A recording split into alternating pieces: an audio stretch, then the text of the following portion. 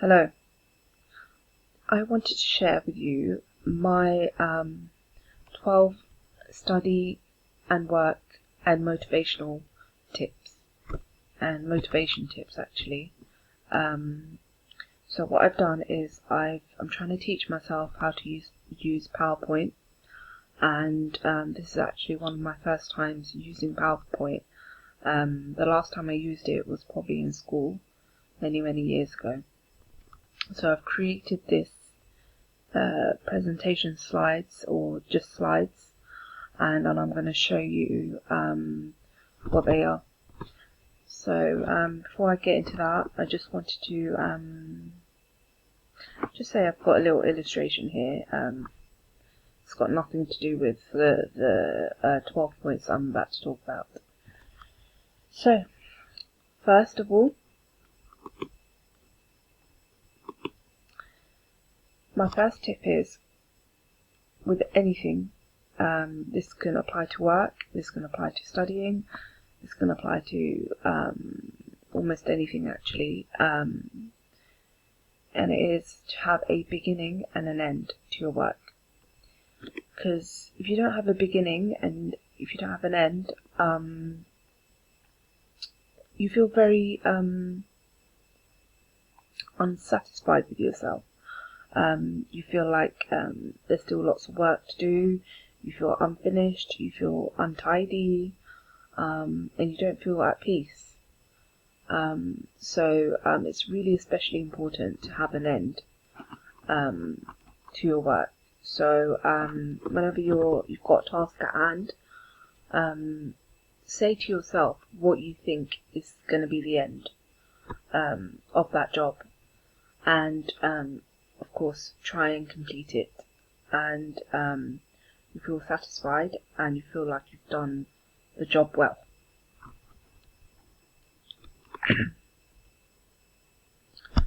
The second point, or the second tip, organize and prepare before you need to do your work or your task. This is really important. So whatever it is, get it set, and hopefully work will be easy for you, or studying will be easy for you, because you've got everything you need. Tip number 3. This is my opinion, and it doesn't apply to everyone, I know, but for me especially, I feel like I need to start at the bottom, or right at the beginning. I shouldn't really say bottom, I should say beginning. Beginning. There you go. Yes, so for me, whenever I want to learn something, for some reason I imagine after 5 minutes of studying I need to be an advanced person. I should know everything, or I should learn how to do something advanced really quickly. And when I mean really quickly, I think after watching or reading something for about 5, 10, 15 minutes, I feel like, I should be advanced. Not that I need to be advanced in 15 minutes, I don't mean that. I mean like, what do I mean? I mean that I feel like I should be able to learn something really advanced from the get-go. That's not how it works for anybody, I imagine. You need to start at the beginning, you need to get the basics right, and you need to set yourself a solid foundation so you can move on to other work. The beginning's always the hardest. That's another point. It's always really hard. With anything, any subject, any topic, any work, anything. Just passing that beginning hurdle, it's just like climbing a really high mountain. But it needs to be done, and it needs to be, you need to be an expert at the beginning. You need to really get your head around the basics, basically. And I've noticed that once you do that, everything else just comes so easily. So that's really important, and you need to be mindful of that. Tip number 4. Not do compare your life. Don't compare your learning speed or style to anyone else. For me, this is the big one, because I always think, people are understanding it so quickly, why am I not understanding it so quickly? But I don't know that. I don't know if the other person is in fact understanding it, and why does it matter to me? It shouldn't really matter to me. I mean, of course it's only natural to compare, but it's not useful to compare, and it's really detrimental to you to compare. It's such a negative energy, and it's so draining, and it's so it doesn't do anything for your productivity. So you shouldn't compare yourself. Somebody might understand something quickly, but that shouldn't matter to you. It shouldn't matter at all. And you don't know what it is they're learning, and if they're learning it, for some people they want to learn. For me, if I'm learning something, I want to fully understand it. Another person, they might not want to fully understand it. They might just want to get the gist of it, and they might want to do the work and learn on the job. But that shouldn't. If you need to know something fully, you need to know it fully. You want to completely understand it, and that's fine. That's fine for you to be slow and go back and try and understand it again and again and again to fully understand it, and that's your right. Can't think of a better word, but you can do that. You can be slow and learn. The next tip: declutter when learning, if anything is irrelevant or too advanced.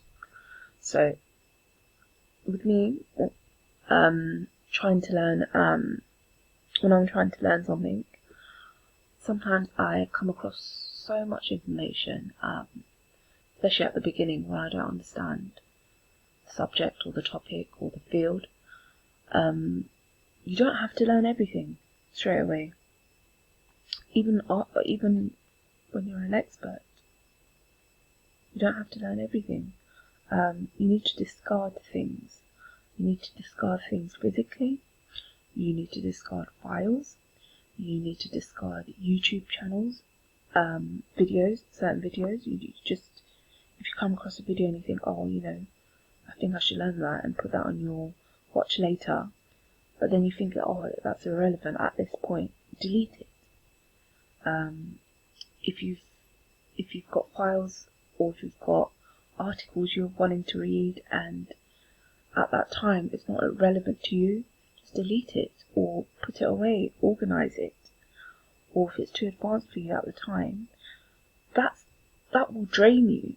If you've got, say for example, if you've got advanced books, okay, maybe not books. I don't want you deleting getting rid of books, but say for example you've got videos that you've saved to watch later, and that's just draining you, and it's just putting a burden on your shoulders. Just get rid of it, if you don't think it's too important, because sometimes when we have that stuff in our background and in our space, it just drains us and it burdens us. So, yeah, get rid of that. Just want to stop here for a sec. I know I'm sounding like some kind of spiritual speaker when I'm talking about all this, but just ignore it if it's a bit weird. I'm just practicing how to speak to a computer, so ignore me if I come across as weird at times. Okay. Point number 6, or tip number 6. Make a syllabus of what you want to learn, or do the reverse. Learn something and note it down as accomplished. So for me, Both work. However, learning something that I like and noting it down as accomplished has really helped me. So what I've done is, on my notepad, I've put down everything that I'm learning, and I'm putting like a smiley face next to it, or a tick, or a heart, or something like that next to it. And I feel really good actually, and what I can actually see, that I'm building my skills, and it is so motivating to me, and it's pushing me actually. So it's just so. I actually only just started doing this today, and it's just helping. The impact of doing this particular, thing is just really phenomenal actually. Otherwise, you can also make a syllabus of what it is you want to learn, so you're not just learning aimlessly, or just going through videos and books just aimlessly. So, next tip. Tip number 7. Be happy and have fun when learning. Get creative, make pretend projects, or pretend you're already in your desired job. So this is really important, just like the other ones. You've just got to be happy and just enjoy and have fun, and don't see it as a burden, and don't see it as something boring. Not boring. Sorry, my train of thought is just, it's just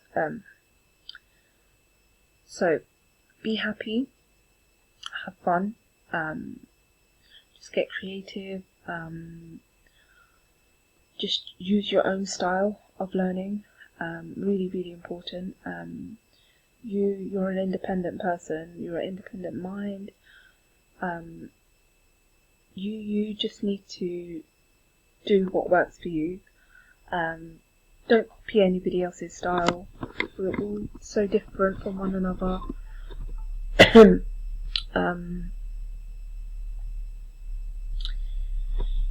You just need to enjoy the process, and you can't just be like, after I learn this much, or after I become an expert, it will be fun for me, and the work will be fun, and life. You can bring this back to life and say that happiness isn't a destination; it's a path. The path to happiness. Sorry. Okay, I'm waffling, so I'm just going to go to my next point, which is point number 8. Take breaks, even if it's every 2 minutes. This is actually another really important tip. Actually, I'm going to read all this. Take breaks, even if it's every 2 minutes. Pomodoro method suggests 20 minutes. But for me, personally, sometimes, especially when what it is I'm learning, or the work I'm learning is really, really is new for me, I need to take a break every 2 minutes.